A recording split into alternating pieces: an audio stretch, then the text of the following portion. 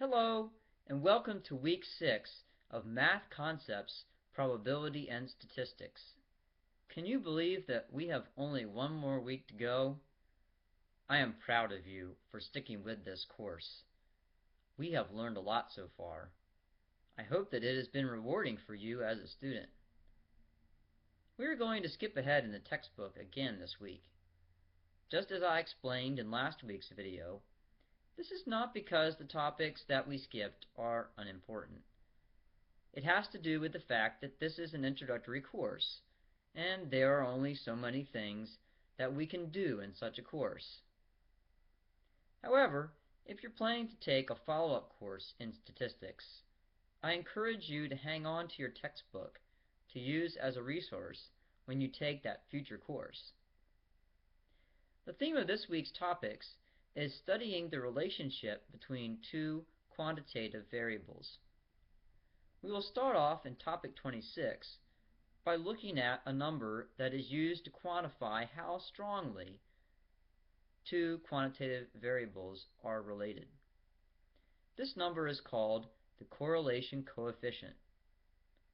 When it is close to 1 or negative 1, there is a strong linear relationship between the two variables. When it is close to 0, there is not much linear relationship at all. When it is positive, we notice that when one of the variables increases, the other variable increases.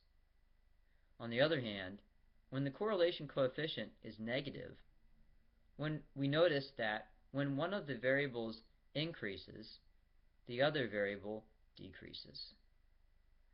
A good example of positive correlation is height and weight. If you know that person A weighs more than person B, then it is more likely that person A is taller than person B. A good example of negative correlation is the relationship between the median income in a country and the percentage of people in that country who can read. The higher the median income, the lower the literacy rate. In topic 27, we will study least squares regression lines. When two quantitative variables are moderately or strongly correlated, we can make a linear equation that allows us to predict the value of one variable given the value of the other one.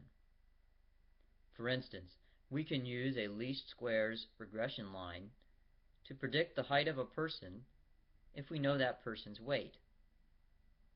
Or we can use a different line to predict the literacy rate in a country if we know the median income in that country. In topic 28, we'll continue our study of these ideas and see how they relate to each other. Throughout the week, it will be important to keep in mind the following rule. Correlation is not the same as causation. Just because two variables are correlated does not mean that one of them causes the other one to happen. There may be other confounding variables that get in the way. For instance, median income is one predictor of a country's literacy rate. But there are other factors that we need to take into account, including funding for public education and rates of infectious diseases. After all, if there is very little public education, then most people may not have a chance to learn how to read. If they die at a young age, then they will not live long enough to learn how to read. Correlation is not the same as causation.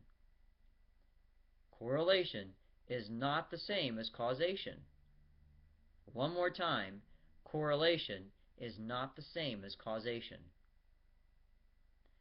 Before I finish up this last video, let me add a final word about the final exam. It will open on Saturday this week, and it will remain open until Wednesday of next week.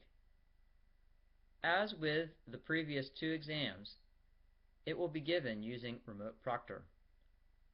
Make sure that you are well rested and well fed when you take the exam. You should also know that I am praying for each and every one of you to do well in this course. I don't like to fail students, and that includes you. Don't let the fact that we are almost finished lull you into complacency. Keep your nose to the grindstone this week and finish up strong.